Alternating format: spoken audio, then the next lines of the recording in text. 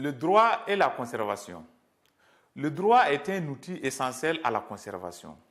Il établit le cadre fondamental dans lequel la conservation opère, ainsi que les processus de prise de décision, de planification et de gestion.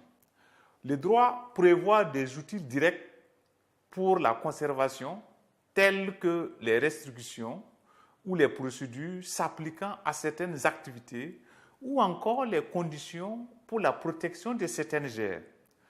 Le droit prévoit aussi des mesures incitatives pour la conservation privée, telles que des subventions ou les crédits d'impôt s'appliquant à certaines formes d'utilisation des terres. De nombreux différents types de droits sont importants pour la conservation.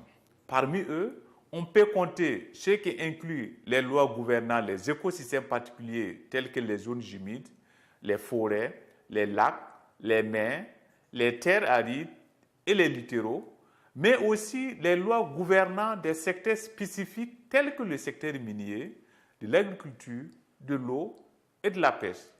Ils incluent aussi les lois s'appliquant aux aires protégées, les lois sur la biodiversité et les lois cadres pour la conservation.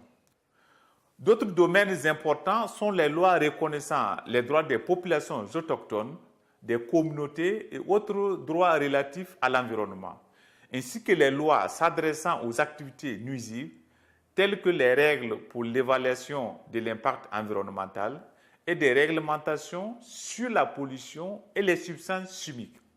Il ne faut pas oublier les lois concernant l'utilisation des terres, la propriété, les taxes et les lois commerciales. Même le droit pénal est pertinent pour la conservation. Enfin, les domaines importants comptent aussi les lois définissant la structure du gouvernement, celles créant des processus pour la prise de décision et celles établissant des règles procédurales pour la résolution de conflits. Nous aborderons des réglementations spécifiques plus tard, mais il est important de garder à l'esprit que la réglementation n'est qu'un moyen parmi tant d'autres pour lesquels le droit peut soutenir la conservation.